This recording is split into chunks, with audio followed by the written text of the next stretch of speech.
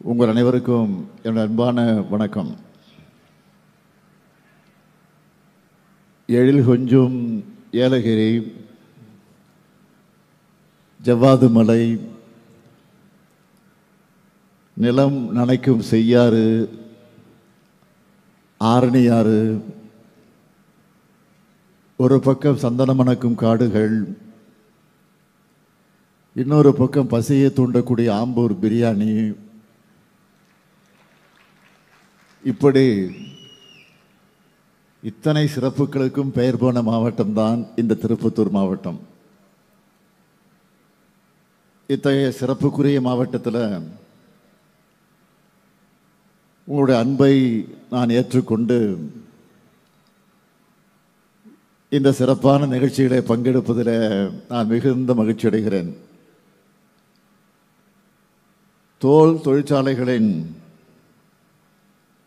ஏற்றுமதி மூலமாக வருவாயும் ஈட்டி வேலை வாய்ப்பும் அளிக்கக்கூடிய இந்த திருப்பத்தூர் மாவட்டத்தில் நலத்திட்ட உதவிகளை வழங்கி நிறைவேற்ற பணிகளை திறந்து வச்சு புதிய பணிகளுக்கான அடிக்கல் நாட்டு விழாவாக, ஒரு மாபெரும் விழாவாக இது நடந்து கொண்டிருக்கிறது. நேற்று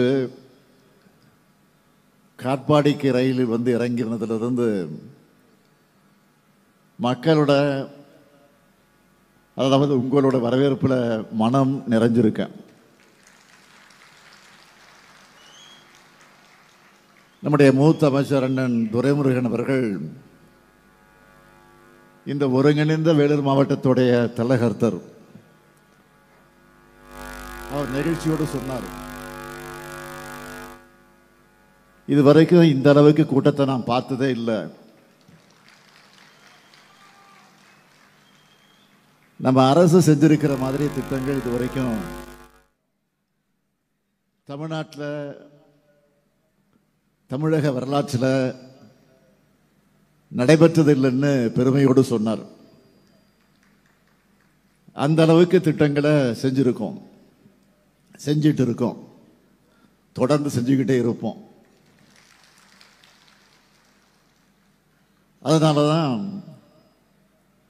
நீங்கள் அன்பை வாரி வழங்கி கொண்டிருக்கிறீங்க. நேற்று மாலை 5 மணிக்கு வேலூரிலிருந்து நாங்கள் திருப்பத்தூருக்கு புறப்பட்டோம். இந்த திருப்பத்தூர் வந்து சேருவதற்கு 6 மணி நேரம் ஆச்சு. 5 மணிக்கு எங்களுடைய பயணம் தொடங்கி 11 மணிக்கு திருப்பத்தூர் வந்து நாங்கள் முடிவடைய பயணத்தை முடித்தோம். அந்த அளவுக்கு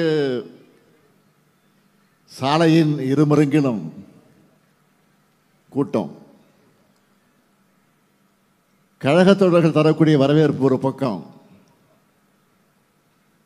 அதையும் தாண்டி பொதுமக்கள், இளைஞர்கள், தாய்மார்கள், மாணவர்கள், மாணவியர்கள், விவசாயிகள், தொழிலாளிகள்,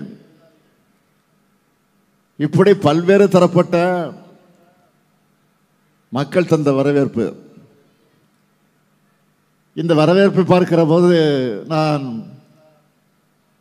கொஞ்சம் இருமாப்போடு பெருமையோடு தெரிவிக்க விரும்புவது என்னவென்று கேட்டால், 2026 மட்டும் இல்லை, அது 31 இருந்தாலும் 36 இருந்தாலும் என்றைக்கும் நாம் தான் இந்த நாட்டை ஆளப்போகிறோம் என்பதற்கு அடையாளமாக மக்கள் தந்திருக்கக்கூடிய வரவேற்பு எடுத்து காட்டியிருக்கிறது. குறிப்பாக இந்த மாவட்டத்துடைய பொறுப்பு அமைச்சர் நம்முடைய கலைஞர் தான் அடிக்கடி சொல்லுவார், எதிலும் வல்லவரான ஏவாவேல் என்று. அவர் சிறப்பாக ஒருங்கிணைச்சு இந்த நிகழ்ச்சியை உருவாக்கி இருக்கிறார். அவர் திருவண்ணாமலை மாவட்டமாக இருந்தாலும், ஆனால் அதே நேரத்தில் எங்கும் வல்லவராக, எப்பொழுதும் வல்லவராக இருப்பவர் தான் அவர். அதனால தான் திருப்பத்தூர் மாவட்டத்திற்கு நாங்கள் பொறுப்பாளராக தலைமை கழகத்தின் சார்பில் நியமிச்சிருக்கிறோம். தன்னுடைய பொறுப்பில் இருக்கக்கூடிய துறையை மட்டுமல்ல, பொறுப்பு மாவட்டத்தையும் சிறப்பாக வளர்த்தெடுத்திருக்கிறார் அமைச்சர் வேலு அவர்கள். அதேபோல் அவருக்கு துணை நிற்கக்கூடிய இந்த மாவட்ட மக்கள் பிரதிநிதிகளுக்கும் என்னுடைய மனமார்ந்த வாழ்த்துக்களையும் பாராட்டுக்களையும் நான் தெரிவித்துக் கொள்ள விரும்புகிறேன். அதேபோல் மாவட்ட ஆட்சித்தலைவர் சிவசவுந்தரவல்லி அவர்கள் மிக சிறப்பாக செயல்பட்டு இந்த விழா சிறப்பாக நடைபெற காரணமாக இருந்திருக்கிறார். அவருக்கு துணை நிற்கக்கூடிய மாவட்டத்தை சார்ந்திருக்கக்கூடிய அரசு அலுவலர்களுக்கு என்னுடைய நெஞ்சார்ந்த பாராட்டுக்களையும் வாழ்த்துக்களையும் நான் தெரிவிக்க விரும்புகிறேன். இன்று நாம் பெருமையோடும் மகிழ்ச்சியோடும் இந்த விழாவில் பங்கேற்றிருக்கிறோம் என்று சொன்னால், தமிழ்நாட்டின் நலன் மேல அக்கறை இல்லாத கடந்த கால ஆட்சியாளர்களால் சீரடைஞ்ச தமிழ்நாட்டோட வளர்ச்சியை நம்ம திராவிட மாடல் அரசு இந்த 4 ஆண்டுகளை மீட்டெடுத்து வரலாறு காணாத வளர்ச்சிக்கு நாம் கொண்டு சென்றிருக்கிறோம். இதை நான் தமிழ்நாட்டுடைய முதலமைச்சராக சொல்லுகிறேன் என்று நீங்கள் கருத வேண்டிய அவசியம் இல்லை. தமிழ்நாட்டுக்கு ஓரவஞ்சனை செய்கிற ஒன்றிய அரசால கூட நம்முடைய வளர்ச்சியை மறைக்க முடியல. அதனால தான் ஒன்றிய அரசு தமிழ்நாடு 9.69 விழுக்காடு வளர்ச்சியோட இந்தியாவோட மற்ற மாநிலங்களை விட பொருளாதார வளர்ச்சியில புதிய உச்சத்தை அடைஞ்சிருக்கிறதா சொல்லியிருக்கு. இந்தியாவோட ஜிடிபியில் நம்முடைய பங்கு எவ்வளவு தெரியுமா? 9.21 விழுக்காடு.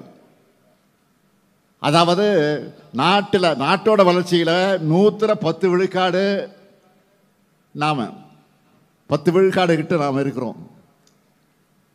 அது மட்டுமல்ல, சமூக முன்னேற்ற குறியீடுகளில் நாம் தான் முதலிடத்தில் இருக்கிறோம். உயர்கல்வி சேர்க்கை விகிதத்தில் முதலிடம் தமிழ்நாடு. வறுமை இல்லாத நிலையை உருவாக்குவதில் 2வது இடம் நாம் இருக்கிறோம். நீடித்த வளர்ச்சி குறியீட்டிலையும் மருத்துவ குறியீட்டிலையும் 3வது இடம். பணவீக்கம் குறைந்த மாநிலம். நாட்டிலேயே அதிக தொழில் மயமாக்கப்பட்டிருக்கக்கூடிய நகரமயமாக்கப்பட்டிருக்கக்கூடிய மாநிலமா நம்ம தமிழ்நாடு வளர்ந்து வந்து கொண்டிருக்கிறது. வேளாண் துறை மூலமா பாசனை பரப்பும் வேளாண் உற்பத்தியும் அதிகமாகி இருக்கு. தொழிலாளர்கள் அதிகரிச்சிருக்காங்க. தேசிய சராசரியை விட தமிழ்நாட்டில் தனிநபர் வருமானம் வளர்ச்சி பல ஆண்டுகளாக அதிகமாக இருக்கு. இந்த வளர்ச்சிக்கு அடிப்படை காரணம் தலைநகரான சென்னையை சுற்றி மட்டும் வளர்ச்சி செய்யப்படாம தமிழ்நாட்டோட அத்தனை பகுதிகளுக்கும் தொழில் வளர்ச்சி செய்யணுங்கிற செயல்படக்கூடிய எண்ணம் தான் அதற்கு காரணமாக அமைந்திருக்கிறது. எல்லாருக்கும் எல்லாம், எல்லா மாவட்டங்களுக்கும் எல்லாம் என்கிற வகையில் தொழில் நிறுவனங்களை உருவாக்கி வேலை வாய்ப்புகளை வழங்குகிறோம். இதனால் தான் நகர பகுதிகள் மாதிரியே கிராம பகுதிகளும் வளருது. நான் கோட்டையில் இருந்து கொண்டு மட்டும் பணிகளை செய்யல, தொடர்ந்து மாவட்டங்களுக்கு சுற்றுப்பயணம் மேற்கொண்டு வருகிறேன்.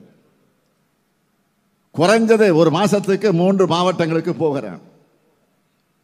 இந்த மாசத்தில் மட்டும் சேலம் மாவட்டம், தஞ்சாவூர் மாவட்டம், அடுத்து இப்போ திருப்பத்தூருக்கு வந்திருக்கிறேன்.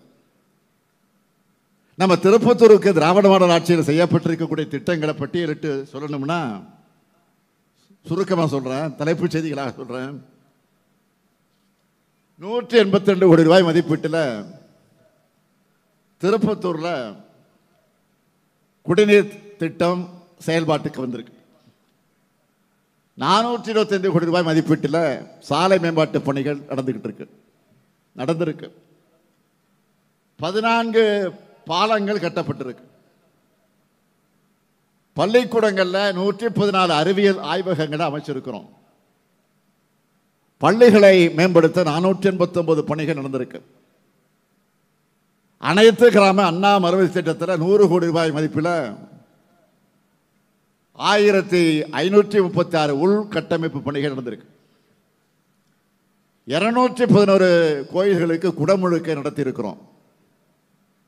அது மட்டுமல்ல, தொடர்ச்சியா முக்கியமா நாற்றாம்பள்ளி வட்டத்தில் 125 ஏக்கர் பரப்பளவில் 250 கோடி ரூபாய் மதிப்பீட்டில் 2500 வேலை வாய்ப்புகளை வழங்கக்கூடிய தோல் அல்லாத காலணி உற்பத்தி பூங்கா அமைக்கப்பட இருக்கு. திருப்பத்தூர், வாணியம்பாடி மற்றும் ஆம்பூரில் பணிபுரியக்கூடிய பெண்களுக்கான விடுதிகள் அமையவிருக்கு. 15 கோடி ரூபாய் மதிப்பீட்டில் விளையாட்டு வளாகம் அமைக்கிற பணிகள் நடந்து கொண்டிருக்கிறது. ஏலகிரி மலையில் 15 கோடி ரூபாய் மதிப்பீட்டில் சுற்றுச்சாலை மேம்படுத்தப்பட இருக்கு. ஏலகிரி சுற்றுலா வசதிக்காக 10 கோடி ரூபாய் ஒதுக்கப்பட்டிருப்பதோடு ஒன்றிய சாலைகள் மாவட்ட சாலைகளாக தரம் உயர்த்தப்பட இருக்கு. இப்படி ஏராளமான பணிகளும் திட்டங்களும் நம்ம திருப்பத்தூருக்கு செய்யப்பட இருக்கு, செஞ்சுக்கிட்டு இருக்கிறோம். அது மட்டுமல்ல, திராவிட மாடல் அரசுடைய முத்திரை திட்டங்கள்னு பல இருக்கு. அதில் இந்த திருப்பத்தூர் மாவட்டத்தில் மட்டும் பயனடைகிறவங்க விவரத்தை தலைப்புச் செய்தியா சொல்றேன். கலைஞர் மகளிர் உரிமை திட்டத்தில் 1,74,000 மகளிர் மாதம் 1000 ரூபாய் பெறாங்க. இந்த 1000 ரூபாய் பெறக்கூடிய மகளிர் உரிமை தொகை பற்றி சொல்லுகிற போது நான் ஏற்கனவே சொல்லியிருக்கேன், சில பகுதிகளில் அது கிடைக்காத விடுபட்டு இருக்கக்கூடிய நிலை இருந்து கொண்டிருக்கிறது என்பது எல்லோருக்கும் தெரியும். அதனால் விடுபட்டு இருக்கக்கூடிய அந்த தாய்மாருடைய கணக்கை எடுத்து, மகளிர் கணக்கை எடுத்து அதை விரைவில் ஆகஸ்டோ அல்லது செப்டம்பர் மாதத்திலோ அதை உடனடியாக வழங்குவதற்கு ஏற்பாடு செய்யப்பட்டிருக்கிறது என்பதை இந்த நேரத்தில் நான் பெருமையோடு தெரிவித்துக் கொள்ள விரும்புகிறேன். அதேவேளை முதலமைச்சருடைய காலை உணவு திட்டத்தில் 42,000 மாணவர்கள் சத்தான உணவை சூடா சுவையா சாப்பிட்றாங்க. 7,000 மாணவிகளுக்கு புதுமை பெண் திட்டத்தில் மாதந்தோறும் 1000 ரூபாய் வழங்கப்படுகிறது. 5,000 மாணவர்களுக்கு தமிழ் புதுமை திட்டத்தில் மாதந்தோறும் 1000 ரூபாய் வழங்கப்படுகிறது. மக்களை தேடி மருத்துவ திட்டத்தில் 4,41,000 பேர் பயனடைந்து கொண்டிருக்காங்க. 20,000 பேருக்கு நகைக்கடன் தள்ளுபடி செய்யப்பட்டிருக்கு. கலைஞரின் அனைத்து கிராம ஒருங்கிணைந்த வளர்ச்சி திட்டத்தின் கீழ் 94,000 விவசாயிகள் பயனடைந்திருக்காங்க. 3,45,000 பெண்களுக்கு சுயஉதவி குழு கடனாக 1,754 கோடி ரூபாய் தரப்பட்டிருக்கு. 7,000 பேருக்கு வீடு தரப்பட்டுள்ளது. 1,041 குழந்தைகளுக்கு பெண் குழந்தைகள் பாதுகாப்பு திட்ட நிதி வழங்கப்பட்டிருக்கு. 30,000 கர்ப்பிணி பெண்களுக்கு நிதி உதவி வழங்கப்பட்டிருக்கு. 1,036 குழந்தைகளுக்கு ஊட்டச்சத்து வழங்கப்பட்டிருக்கு. 41,000 மாணவ மாணவியருக்கு சைக்கிள் வழங்கப்பட்டிருக்கு. 2,000 மாற்றுத்திறனாளிகளுக்கு தேவையான கருவிகள் வழங்கப்பட்டிருக்கு. அமைப்பு சாரா தொழிலாளர்கள் 88,000 பேர் பல்வேறு நிதி உதவிகளை பெற்றிருக்கிறாங்க. 19 திருநங்கையருக்கு தொழில் தொடங்க உதவி செய்யப்பட்டிருக்கு. 18,000 பழங்குடியினருக்கு எஸ்டி சான்றிதழ் தரப்பட்டிருக்கு. அம்பேத்கர் தொழில் முன்னோடிகள் திட்டத்தில் 56 பேருக்கு மானியத்துடன் கடன் உதவி தரப்பட்டிருக்கு. இந்த மாவட்டத்தில் மட்டும் 27,000 பேருக்கு வீட்டுமனை பட்டா வழங்கப்பட்டிருக்கு. இந்த நேரத்தில் நான் பெருமையாக ஒரு செய்தியை சொல்கிறேன். 5 மாதங்களுக்குள்ள தமிழ்நாடு முழுக்க 5 லட்சம் வீட்டுமனை பட்டாக்கள் வழங்கணும்னு வருவாய்த்துறையினருக்கு ஒரு இலக்கை நாங்கள் நிர்ணயித்தோம். ஆனால் இன்று இந்த இலக்கையும் தாண்டி டிசம்பர் 24 இப்போ வரைக்கும் மொத்தம் எவ்வளோ கொடுத்துருக்கோம் தெரியுமா? இது வரைக்கும் 6,91,728 வீட்டுமனை பட்டாக்கள் வழங்கியிருக்கோம். இப்படி ஒவ்வொருத்தருக்கும் பார்த்து பார்த்து திட்டங்களை செஞ்சு தந்துகிட்டு இருக்கிறோம். இன்று காலையில கூட திருப்பத்தூருக்கு என்னென்ன தேவைகள் இருக்குன்னு கேட்டேன். கேட்டுட்டு அறிவிப்பு செய்யாமல் இருக்க முடியுமா? அதனால தான் இந்த மாவட்டத்துக்கான 5 அறிவிப்புகளை இப்போ வெளியிட போகிறோம். முதலாவது அறிவிப்பு, ஆலங்காயம் ஊராட்சி ஒன்றியத்தில் இருக்கக்கூடிய நெக்னாமலை பகுதியிலே வாழக்கூடிய குழந்தைகளுக்கு பள்ளிக்கு செல்லவும், பொதுமக்கள் மருத்துவ வசதிகள் பெறவும், வேளாண் விற்பனை பொருட்களை விற்பனை செய்யவும் 30 கோடி ரூபாய் செலவில் 7 கிலோமீட்டர் நீளமுள்ள சாலை அமைக்கப்படும். இரண்டாவது அறிவிப்பு, குமாரமங்கலம் பகுதி மக்களுக்கு சீரான மின் விநியோகத்தை உறுதி செய்கிற வகையில் அந்த பகுதியில் 6 கோடி ரூபாய் செலவில் புதிய துணை மின் நிலையம் அமைக்கப்படும். மூணாவது அறிவிப்பு, நல்லகுண்டா பகுதியில் ஏற்கனவே அறிவிக்கப்பட்டுள்ள தோல் அல்லாத காலணி உற்பத்தி பூங்காவை ஒட்டி 5000 பேருக்கு வேலைவாய்ப்புகள் வழங்குகிற வகையில் 250 ஏக்கர் பரப்பளவில் 200 கோடி ரூபாய் செலவில் புதிய சிப்காட் தொழிற்பூங்கா அமைக்கப்படும். நான்காவது அறிவிப்பு, திருப்பத்தூர் நகரத்தோட மைய பகுதியில் பழைய பேருந்து நிலையம் அமைஞ்சிருக்கக்கூடிய இடத்துல 18 கோடி ரூபாய் செலவில் அடுக்குமாடி வணிக வளாகம் அமைக்கப்படும்.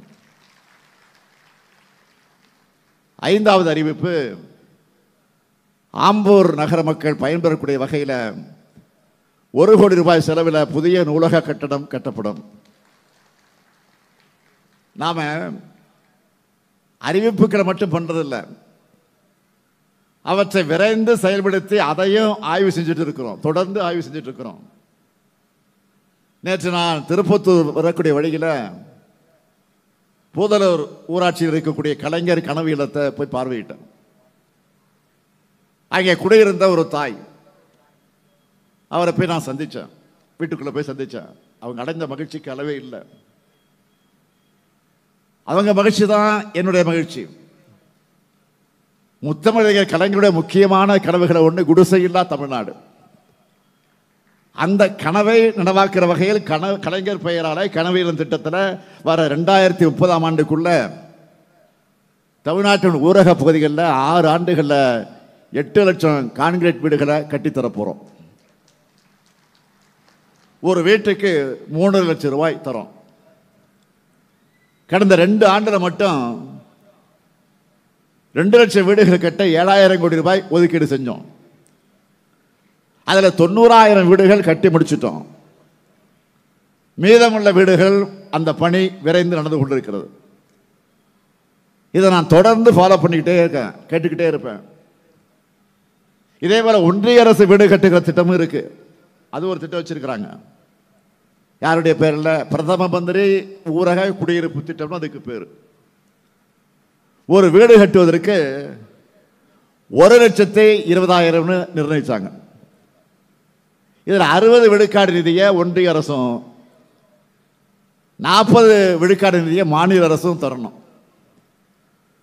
1,20,000 வீடு கட்ட முடியுமா? அதுலேயும் 60%, அதாவது 72,000 ரூபாய் தான் ஒன்றிய அரசு தருது. மீதி கூடுதலாக நம்ம மாநில அரசு 1,62,000 ரூபாய் கொடுத்து வீடு கட்டி தரோம். பேரு தான் அவங்களோடது, நிதி நம்மோடது. அதனால தான் நான் ஏற்கனவே ஒரு டைலாக் சொன்னேன், நினைவுபடுத்தினேன். மாப்பிள்ளை அவர் தான், ஆனால் அவர் போட்டு இருக்கக்கூடிய சட்டை என்னோடது. இப்படிதான் தமிழ்நாட்டுக்கு தர வேண்டிய நிதியை ஒழுங்கா தர்றதில்லை, தந்தாலும் அரைகுறை தான். இந்த நிலையில ஒன்றியத்தில் இருக்கிறவங்களோட எண்ணம் எப்படி இருக்கு? தமிழ்நாட்டு மக்களை மதத்தால சாதியால பிளவுபடுத்த தொடர்ந்து முயற்சி செஞ்சுக்கிட்டு வராங்க. அவங்களால முடியாதப்போ இங்க இருக்கக்கூடிய அதிமுக கட்சியை சேர்த்துக்கிறாங்க. நாம கேட்கிறது, நாட்டில் வளர்ச்சி செய்யறது சரியுது, நாட்டில் இருக்கக்கூடிய வளர்ச்சி சரியுதுன்னு, மக்களுடைய வாழ்வாதாரம் பாதிக்கப்படுதுன்னு, வேலை வாய்ப்பு இல்லைன்னு சொன்னா பிஜேபி அதிமுகவும் மக்களை பற்றி கவலைப்படாம மதத்துக்காக கவலைப்படுறாங்க. இதுதான் அவங்க அரசியல். தமிழ்நாட்டில் மதத்துக்கு ஆபத்துன்னு அதிமுக வச்சுக்கிட்டு பாஜக பேசுறாங்க. உண்மையிலே சொன்னால் தமிழ்நாட்டில் பாஜக கூட்டணிக்கு தான் இப்போ ஆபத்து. மிஸ்டு கால்லாம் கொடுத்து பார்த்தாங்க கட்சியை வளர்க்க முடியாமல் போனவங்க. தங்களுடைய அரசியல் லாபத்துக்காக இப்போ கடவுள் பெற மிஸ்யூஸ் பண்ணுறாங்க, மிஸ்யூஸ் பண்ணிட்டு இருக்கிறாங்க. இவங்களோட போலி பக்தியை, அரசியல் நாடகத்தை இங்கே யாரும் ஏற்க மாட்டாங்க. இது தமிழ்நாடு, தந்தை பெரியார் உருவாக்கிய மண், அண்ணா வளர்த்த மண், கலைஞர் அவர்கள் இதை மீட்ட மண். தமிழ்நாடு அனைத்து மதத்தினருக்கும் தங்கள் உரிமையோடும் பிற மதத்தினரோட நல்லிணக்கத்தோடும் வாழுகிற மண் இது. கடந்த 4 ஆண்டு காலத்தில் தமிழ்நாடு வரலாற்றில் இல்லாத அளவுக்கு 3000 கோயில்களுக்கு குடமுழுக்கு நடத்தி இருக்கிறோம். அதே போல் 84 கோடி ரூபாய் மதிப்பீட்டில் தேவாலயங்களையும் மசூதிகளையும் புனரமைக்க நிதி ஒதுக்கி இருக்கிறோம். இதுதான் நம்ம திராவிட மாடல். இதையெல்லாம் பார்த்துத்தான் மதவாத அரசியல் பண்றவங்களுக்கு பத்திக்கிட்டு எரியுது. அவங்களால் தமிழ்நாட்டுக்கு செஞ்ச வளர்ச்சியை பற்றி பேச முடியல, ஓட்டு கேட்க முடியாது. செஞ்சிருந்தால் தானே சொல்ல முடியும். அதனால தான் இப்போ மதத்தை வச்சு அரசு செய்யலாம்னு பார்த்தா அங்கேயும் திமுக ஸ்கோர் பண்ணிட்டாங்களே, இன்றைக்கு கதறிட்டு இருக்காங்க. ஏதாவது ஒரு குழப்பத்தை ஏற்படுத்த படாத பாடுபடுறாங்க. அவங்களுக்கு நான் சொல்லிக்கொள்வது, மீண்டும் சொல்லுகிறேன், இந்த மண் தந்தை பெரியார் பண்படுத்தி இருக்கக்கூடிய மண், பேரறிஞர் அண்ணாவால் மேன்மைப்படுத்தப்பட்டிருக்கக்கூடிய மண், தலைவர் கலைஞர் அவர்களால் வளர்க்கப்பட்டிருக்கக்கூடிய மண். இப்படிப்பட்ட தலைவர்களை நீங்க கொச்சைப்படுத்தி வீடியோ போடுறீங்க. அதை கைகட்டி வேடிக்கை பார்க்குது யாரு? அண்ணா பேர்ல கட்சி நடத்துகிற கூட்டம். அண்ணா பேரையே அவங்க அடமானம் வச்சுட்டாங்க. இன்னைக்கு கட்சியை அடமானம் வைக்கிறவங்க நாளைக்கு தமிழ்நாட்டை அடமானம் வைக்க நாம அனுமதிக்க கூடாது. தமிழ்நாடு தன்மானம் உள்ள தமிழ்நாட்டு மக்களும் இந்த மண்ணுக்கு எதிராக பின்னப்படுகிற சதி வேலைகளோட நோக்கத்தை புரிஞ்சு தமிழினத்துக்கும் எதிரானவங்களுக்கும் எதிரிகளுக்கும் துணை போகும் துரோகிகளுக்கும் ஒரு சேர பாட புகட்டணும். உங்களுக்கு அரணாக என்றைக்கும் இருக்கக்கூடிய திராவிட முன்னேற்ற கழகம், இந்த முத்துவேல், கருணாநிதி, ஸ்டாலின் எப்பொழுதும் இருப்போம். அதேபோல் நீங்களும் என்றைக்கும் எங்களுக்கு துணையாக இருக்கணும் என்று கேட்டு விடைபெறுகிறேன். நன்றி, வணக்கம்.